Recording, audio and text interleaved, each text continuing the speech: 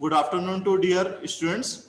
Today I will discuss about the unit 3. The topic name is the introduction about the pure substance, triple point and the critical point. This is the part of subject thermodynamics.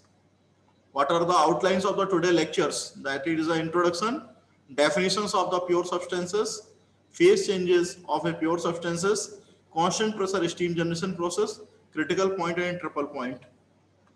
तो this is the first slide of the today lectures कि क्या होता है system basically जो आज हम बात कर रहे हैं प्योर सब्सटेंस की। वो प्योर सब्सटेंस अभी कोरोना काल में चल रहा है। स्टीम सभी लोग लेते हैं घरों में, तो स्टीम जो है वो आपका प्योर सब्सटेंस है।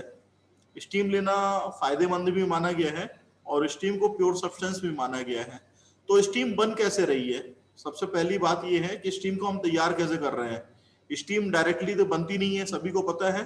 स्टीम के लिए कुछ प्रोसेस होती हैं कि जब आप पानी एक कंटेनर में लेके गैस पे चढ़ाते हैं और गर्म करते हैं तो पानी धीरे धीरे गर्म होता है। जब पानी गर्म होता है उसके बाद उबलना चालू होता है वो पानी। ऐसा नहीं कि डायरेक्ट उबलने लगता है। उसका टेम्परेचर बढ़ रहा है इसलिए वो उबलना चालू हो रहा है।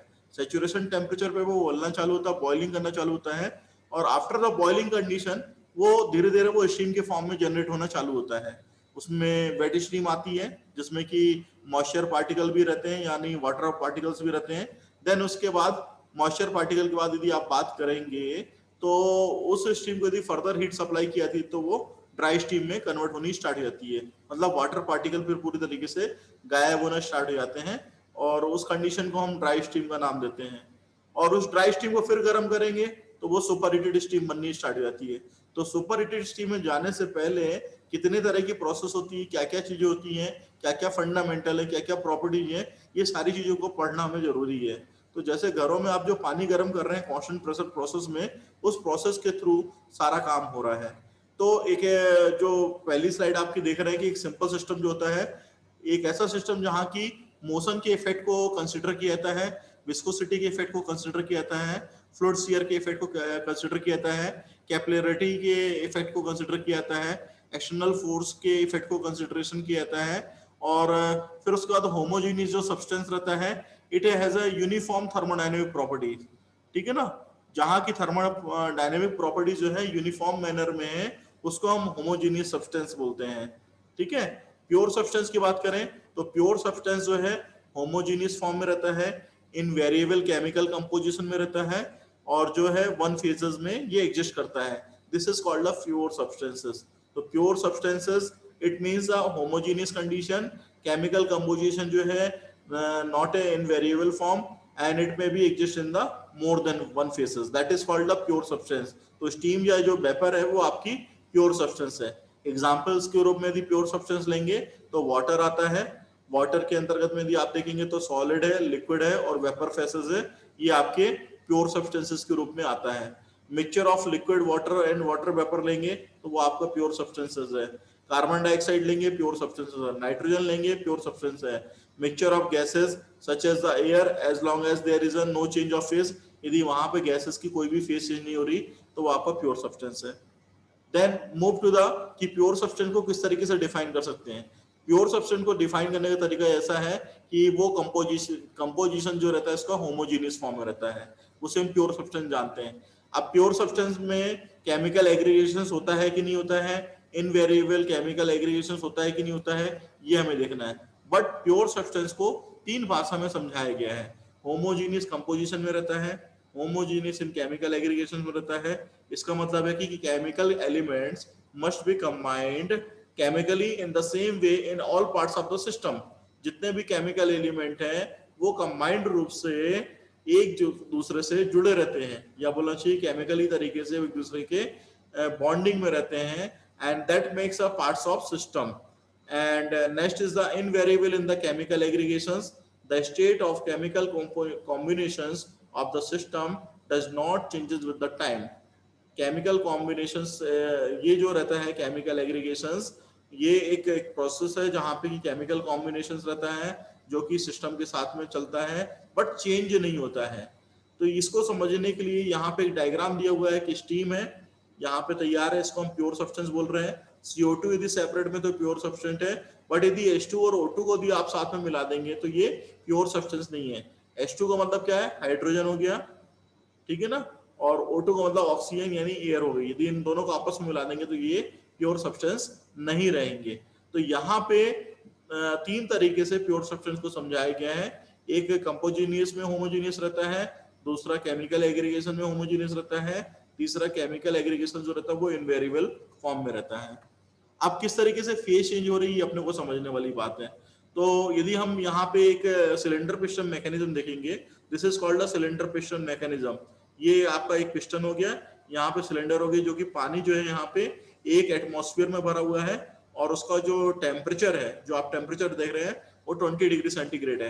मतलब पानी जो है आपके नॉर्मल प्रेशर में भरा हुआ है और टेम्परेचर जो है उसका 20 डिग्री सेंटीग्रेड है। तो अब जो प्रोसेस 1 to 2 यहाँ पे लिखी कि प्रोसेस 1 to 2 कैसे हो रही है, ठीक है ना, एक 1 मिनट, प्रोसेस 1 to 2 कैसे हो रही है ये अपने को समझने वाली बात है। तो प्रोसेस 1 to 2 का मतलब ये है कि यदि पानी को आप गर्म करेंगे तो उसमें कुछ चेंजेस आएंगे, ठीक है ना। अब चूंकि यहाँ पे आपका वाटर जो है 20 डिग्री सेंटीग्रेड में है, उस लिक्विड को यदि आप गर्म कर रहे हैं कांस्टेंट प्रेशर प्रोसेस में, तो उस प्रोसेस के थ्रू जो वाटर है वो आपका गर्म होके टेम्परेचर राइज हो रहा है पिस्टन सिलेंडर अरेंजमेंट के द्वारा, कुछ उसका स्पेसिफिक वॉल्यूम बढ़ेगा। तो यहाँ पे आप जो देख रहे हैं पिस्टन, जब उसका स्पेसिफिक वॉल्यूम वाटर का बढ़ेगा तो पिस्टन अपनी पोजीशन यहाँ से चेंज करके थोड़ा सा ऊपर की तरफ बढ़ जाएगा। तो first place liquid water in the piston cylinder device where a fixed weight is placed on the piston. तो ये आपका जो देख रहे हैं कि एक वेट यहाँ पर रख देंगे इसके ऊपर, पिस्टन के ऊपर, तो जैसे ही पिस्टन ऊपर बढ़ेगा तो वेट भी ऊपर की तरफ बढ़ेगा, ठीक है ना। As the liquid water is heated while the pressure is held constant। यदि लिक्विड वाटर जो है उसको हम यहाँ पे गर्म करेंगे तो प्रेशर जो है वहां पे कांस्टेंट रखना पड़ेगा, ठीक है ना। तो in the compress liquid region the properties of the liquid are approximately the properties of the saturated liquid state at that temperature। तो वहां पे जो प्रॉपर्टीज हैं सैचुरेटेड लिक्विड की वो बढ़नी स्टार्ट हो जाएंगी। अब सैचुरेटेड लिक्विड अपनी स्टेट को छोड़ना स्टार्ट कर देगा। वहां पे ऐसा नहीं कि पानी पानी रहेगा, पानी कुछ बोलना चाहिए एवापोरेशन स्टेट में जाना चालू हो जाएगा, ठीक है ना। अब आप देखिए प्रोसेस 2-3 जो आपको यहाँ पे दिखाई दे रही है। अभी आपने 1-2 प्रोसेस देखी थी, फिर 2-3 प्रोसेस आप देख रहे हैं कि वाटर जो है सैचुरेशन कंडीशन में पहुंच गया है।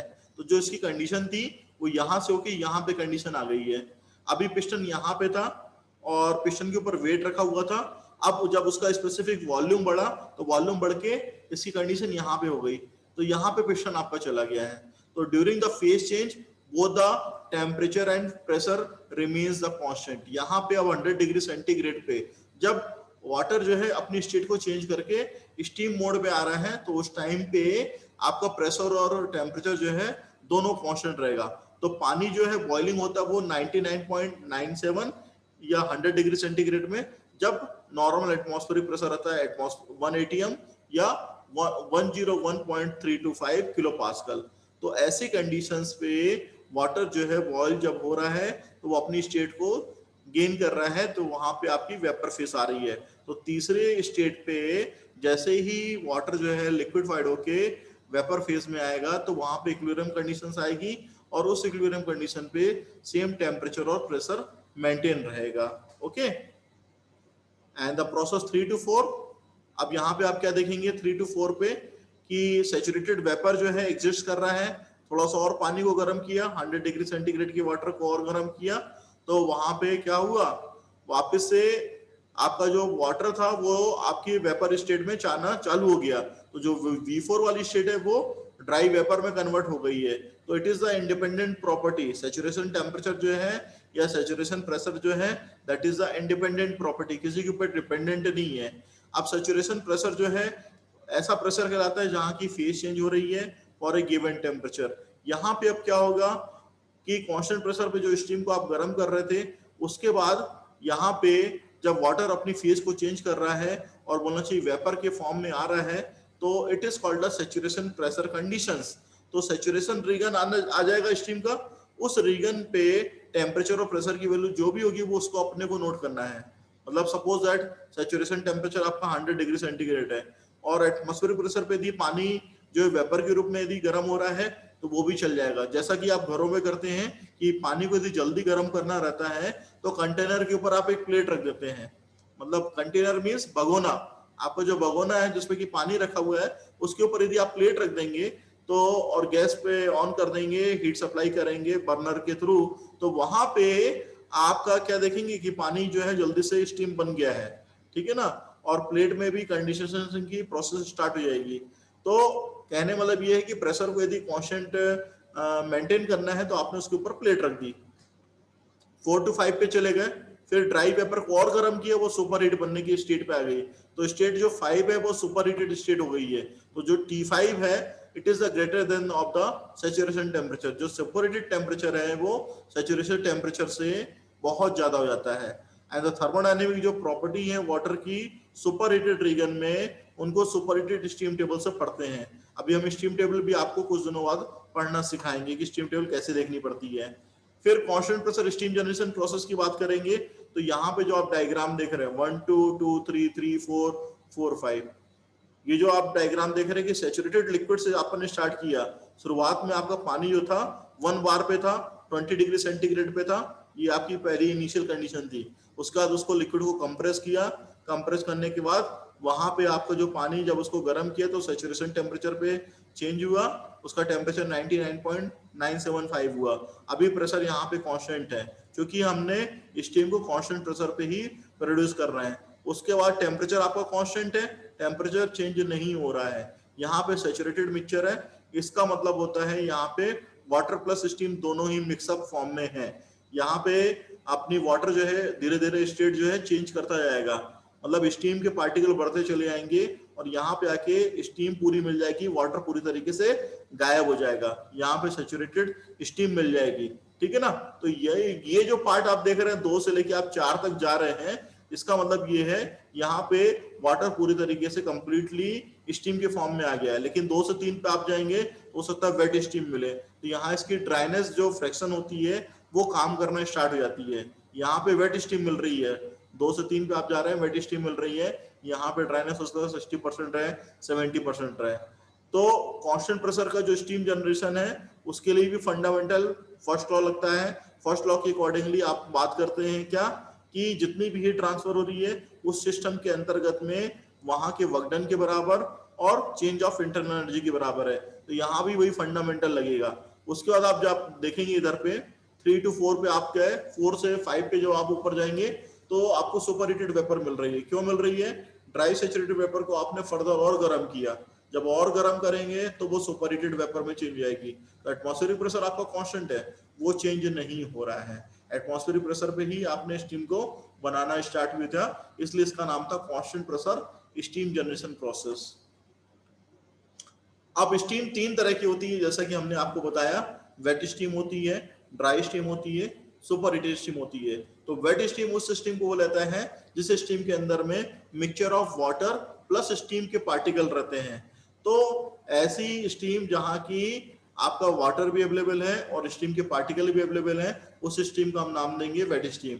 और ऐसी condition after the saturation temperature, यानी सैचुरेशन बोलना चाहिए जब पानी सैचुरेशन कंडीशन को क्रॉस करना चालू कर देता है उस टाइम पे अचीव होनी चालू होती है। तो जो वेट स्टीम की ड्राइनेस फ्रैक्शन रहती है वो 0 से लेके 1 तक जाती है, मतलब 0 से लेके 99% आप बोल सकते हैं, 1 नहीं बोल सकते, 1 बोलेंगे तो वो ड्राई स्टीम आ जाएगी, ठीक है ना। अब ड्राई स्टीम की बात करें तो एक ऐसी स्टीम जहां की वाटर पार्टिकल पूरी तरीके से गायब हो जाते हैं, दैट कंटेन नो वाटर, पानी पूरी तरीके से गायब हो चुका है, तो वैसी स्टीम को हम ड्राई स्टीम का नाम देते हैं। और वो स्टीम में जो ड्राइनेस रहती है, स्टीम क्वालिटी रहती है, वो 100% रहती है, इसे हम ड्राई स्टीम का नाम देते हैं। और उसके आप आगे बढ़ेंगे सुपर हीटेड स्टीम की तरफ पे, तो ड्राई स्टीम को और यदि आप गर्म करेंगे तो वो सुपर हीटेड स्टीम के कैटेगरी में आएगी। वहां पे जो टेम्परेचर रहेगा super heat temperature saturation temperature से ज्यादा रहेगा। तो सुपर हीटेड स्टीम एक ऐसे स्टीम जब कांस्टेंट प्रेशर पे ये आप ड्राई स्टीम को फर्दर गर्म कर रहे हैं, जो कि 5वीं स्टेट थी, आपने देखा था डायग्राम में, तो वो स्टीम आपकी सुपर हीट रहेगी। उस कंडीशन पे जो डिग्री ऑफ सुपर हीट बनता है, क्योंकि सुपर हीट जब स्टीम कर देंगे तो टेम्परेचर आपका ऑटोमेटिकली चेंज हो रहा है, वो सैचुरेशन से और ज्यादा टेम्परेचर पे आ रहा है। जब सैचुरेशन से और ज्यादा टेम्परेचर पे आपका जाएगा तो वहां पे आपकी जो स्टीम मिलेगी वो सुपर हीटेड क्वालिटी की मिलेगी। तो डिग्री ऑफ जो सुपर हीट कहलाएगा वो super heat temperature minus of saturation temperature कितना था, क्योंकि सैचुरेशन टेम्परेचर से आप उठ के आपने सुपर हीटेड स्टीम बनाई।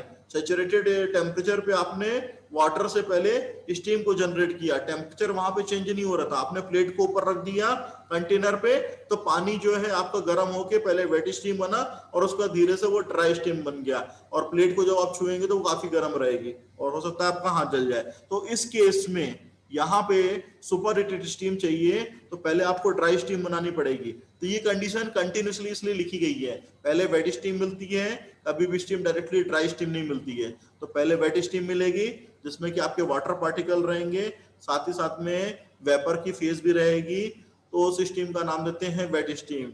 ड्राई स्टीम की बात करेंगे तो जैसी वेट स्टीम को और गर्म करेंगे, पानी के पार्टिकल उसमें से गायब हो जाएंगे, सिर्फ आपकी वेपर बचेगी, उस स्टीम का नाम देंगे ड्राई स्टीम।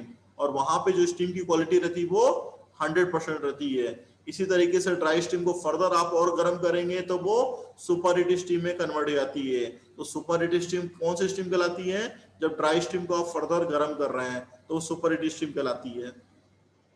तो दिस इज द डायग्राम जो कि आपका शो कर रहा है कि अलग अलग प्रेशर कंडीशन पे यदि आपने 0.01 मेगा पास्कल में आपने पानी को गर्म करके स्टीम बनाई तो वो एक कंडीशन अलग रहेगी, आपने 0.1 मेगा पास्कल में करा तो कंडीशन अलग रहेगी। तो आप क्या देख रहे हैं, पहले सैचुरेशन लिक्विड कर्व ये था, सैचुरेटेड वेपर कर्व ये था आपका, फिर आप क्या देख रहे हैं, बढ़ता ही चला जा रहा है, ऊपर की तरफ जा रहा है। मतलब यहाँ पे क्या हो रही है, हीट इतनी ज्यादा है, इतना ज्यादा आपने इतने प्रेशर पे आपने हीट सप्लाई करी है, तो उससे क्या हो रहा है, यहाँ पे आके एक ऐसा पॉइंट मिल रहा है जो कि क्रिटिकल पॉइंट कहला रहा है। यहाँ पे आके जो वाटर है, पानी जो है डायरेक्टली वो स्टीम में कन्वर्ट हो रहा है, या बोलना चाहिए इस पॉइंट पे आके latent heat of vaporisation zero हो रही है। तो जब latent heat of vaporisation zero जाती है उस पॉइंट को बोलते हैं क्रिटिकल पॉइंट, या बोलना चाहिए जब सैचुरेटेड लिक्विड पॉइंट जो है सैचुरेटेड वेपर से टकराता है डायरेक्टली, या बोलना चाहिए डायरेक्टली वहां पे मैचअप कर जाता है, तो उसको हम क्रिटिकल पॉइंट का नाम देते हैं। तो क्रिटिकल पॉइंट वो पॉइंट जहां की सैचुरेटेड लिक्विड सैचुरेटेड वेपर से डायरेक्टली अटैच हो जाता है, वहां पे गैप नहीं रहता है, और बोलना चाहिए लेटेंट हीट ऑफ वेपरेशन जीरो हो जाती है, उस पॉइंट को क्रिटिकल पॉइंट बोलते हैं। और उस पॉइंट पे जो भी प्रेशर और टेम्परेचर मिलता है उसको क्रिटिकल टेम्परेचर और क्रिटिकल प्रेशर का नाम देते हैं। तो यहाँ पे जो टेम्परेचर मिल रहा है 374.14, ये क्रिटिकल टेम्परेचर कहलाता है, इसको हम टीसी से रिप्रेजेंट करते हैं। और उसके ऊपर यदि आप पानी को गर्म करेंगे तो ये सुपर क्रिटिकल कहलाता है। तीन तरह की कंडीशन होती है, अंडर क्रिटिकल जो आप नीचे देख रहे हैं, this is called the under critical conditions, this is the critical conditions, और उसके ऊपर यदि आप और वर्क करेंगे तो सुपर क्रिटिकल। तो above the super critical work करने के लिए इतना स्ट्रॉन्ग वहां पे सिस्टम होना चाहिए ताकि यदि हीट आप कंटिन्यूसली सप्लाई करें तो वहां पे कोई भी किसी भी तरीके की लॉसेस ना हो, या बोलना चाहिए किसी भी तरीके का कोई भी नुकसान ना पहुंचे। तो इस तरह का सिस्टम वहां पे बनाना चाहिए यदि अबव द क्रिटिकल पॉइंट आप काम कर रहे हैं। तो इस डायग्राम में वही चीज आप देख रहे हैं कि लिक्विड कंप्रेस है, ये सैचुरेटेड लिक्विड कर्व है, और ये सैचुरेटेड वेपर कर्व है। तो ये लिक्विड सैचुरेशन लाइन हो गई आपकी, ये वेपर सैचुरेशन लाइन हो गई, ये क्रिटिकल आइसोथर्म हो गया या सुपर हीटेड वेपर हो गया। तो this is the critical point जहां की आप काम कर रहे हैं। इसके बीच में जो है वेट वेपर का रीजन है जहां पे वाटर प्लस स्टीम दोनों मिक्सअप है, यहाँ पे आपका वाटर प्लस स्टीम दोनों मिक्सअप है, उसको हम बोलते हैं वेट वेपर रीजन, ठीक है ना। तो this is the critical point जहां की आपका बोलना चाहिए saturated liquid, it is the diverted, saturated liquid is the diverted from the this condition to this condition. तो यहाँ पे आपको जो मिलेगा this is the critical point. तो यहाँ पे आप जो देख रहे हैं वॉल्यूम आपका जो है क्रिटिकल पॉइंट पे दिस इज द 0.00315 है, this is in metre cube per KG. और यदि टेम्परेचर की बात करें तो हमने आपको बताया था 374.14 डिग्री सेंटीग्रेड क्रिटिकल टेम्परेचर रहता है। और प्रेशर की यदि बात करें तो प्रेशर की वैल्यू 22.06 मेगा पास्कल रहती है, या और भी दूसरी वैल्यू इसमें रहती है, वो आपकी मेगा पास्कल को यदि आप बार में चेंज करेंगे या किलो पास्कल में चेंज करेंगे तो वो आपकी वैल्यू जो है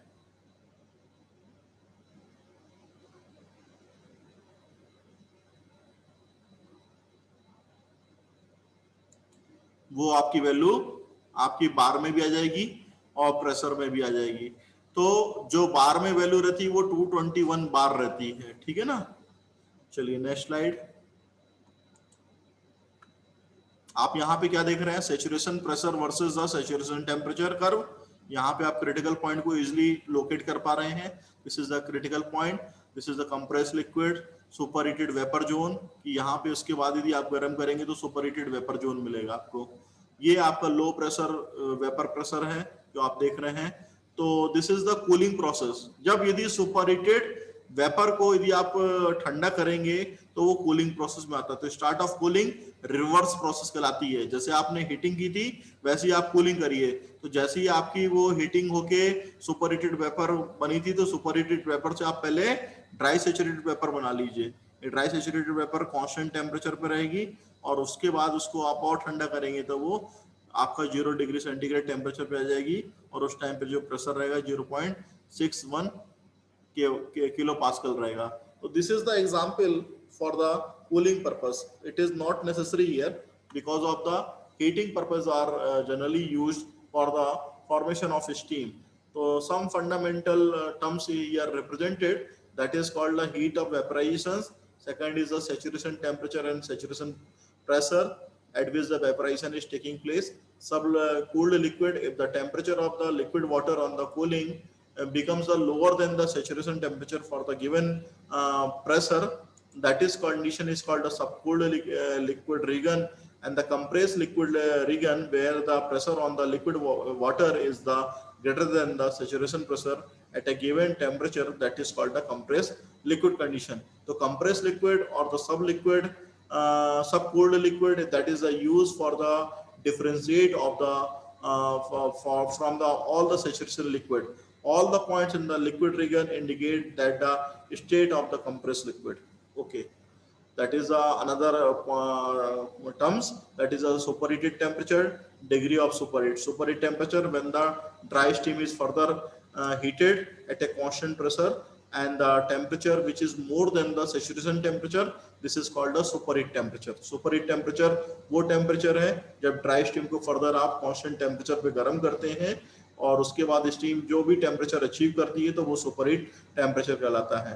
डिग्री ऑफ सुपरहीट की बात करें तो डिग्री ऑफ सुपरहीट वहां कहलाता है जब ड्राई स्टीम को आप गर्म करके सुपरहीट कंडीशन पे ले गए हैं तो वहां पे जो टेम्परेचर था और उसके पहले जब सैचुरेशन टेम्परेचर से आपने स्टीम को गर्म करना स्टार्ट किया था, जो दोनों का डिफरेंसेस है टेम्परेचर का, वो डिग्री ऑफ सुपरहीट कहलाता है। So when there is a no definite point at which the liquid water changes into the superheated steam, it is generally called a liquid water when the temperature is less than the critical temperature, and the superheated steam when the temperature is above the critical temperature.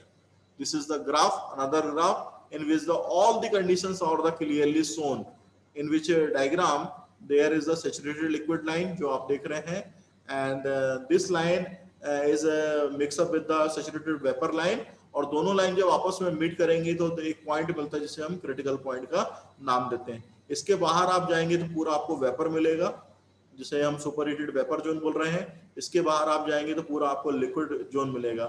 जो बीच वाला आप zone देख रहे हैं ये आपका saturated liquid vapour reason कहलाता है। इस रीजन के अंदर आपकी स्टीम प्लस वाटर पार्टिकल्स बोलना चाहिए दोनों ही शामिल रहते हैं, जिसमें कि ड्राइनेस सेक्शन की वैल्यू 0 से लेके 1 तक लाई करती है। तो अलग अलग प्रेशर पे अलग अलग स्टीम का फॉर्मेशन होता है। यदि प्रेशर P1 100 किलो पास्कल है तो स्टीम का फॉर्मेशन अलग तरीके से रहेगा, वहां पे हो सकता है कम ज्यादा हीट की रिक्वायरमेंट रहे। और यदि आप ज्यादा प्रेशर पे, जैसा कि प्लेट का एग्जांपल दिया था कि प्लेट यदि आप ढक देते हैं तो वहां पे ज्यादा प्रेशर पे आपका स्टीम का जो हीट का जो आपका जनरेशन है या बोलना चाहिए हीट रिक्वायरमेंट है वो कम हो जाएगा, और बोलना चाहिए कि उस केस में आपका जो वाटर है जल्दी आपका स्टीम फॉर्म में चेंज होना स्टार्ट हो जाएगा। तो दिस इज अनदर कर्व जहाँ की आप देख रहे हैं हर तरीके से कि टेम्परेचर की वैल्यूज आपकी जो है वो चेंज हो रही है।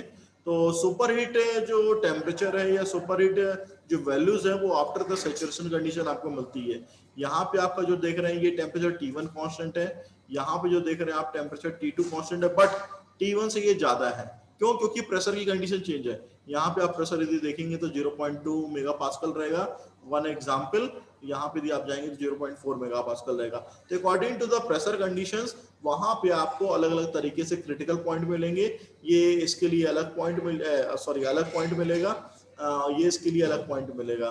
तो क्रिटिकल पॉइंट आपका यूनिफॉर्म है, क्रिटिकल पॉइंट चेंज नहीं हो रहा है, बट चेंजेस क्या हो रहा है, वहां पे टेम्परेचर की कंडीशन चेंज हो रही है।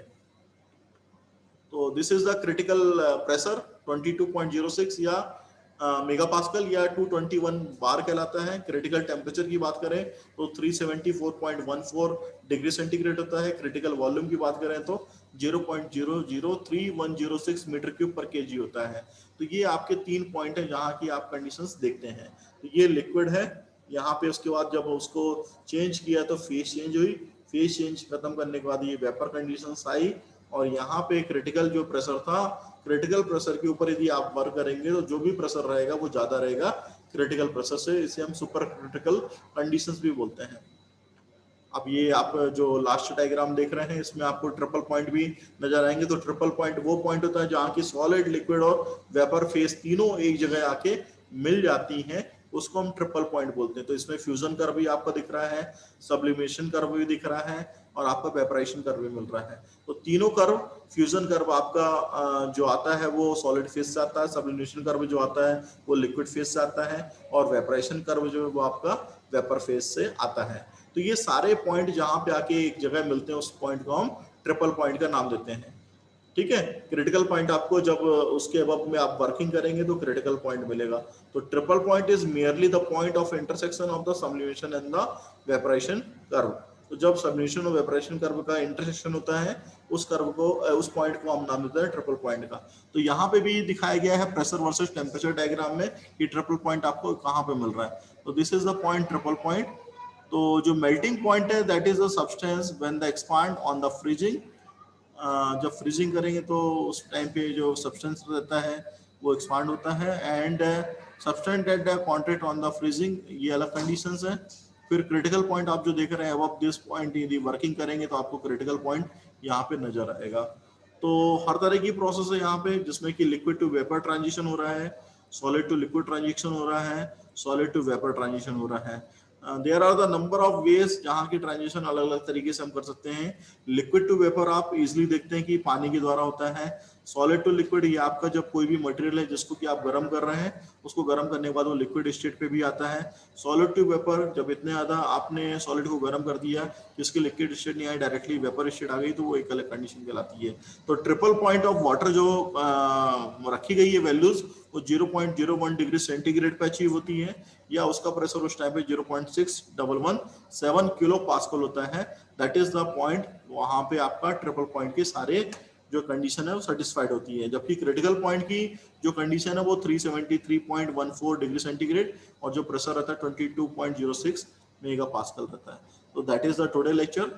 If you have any questions please ask me.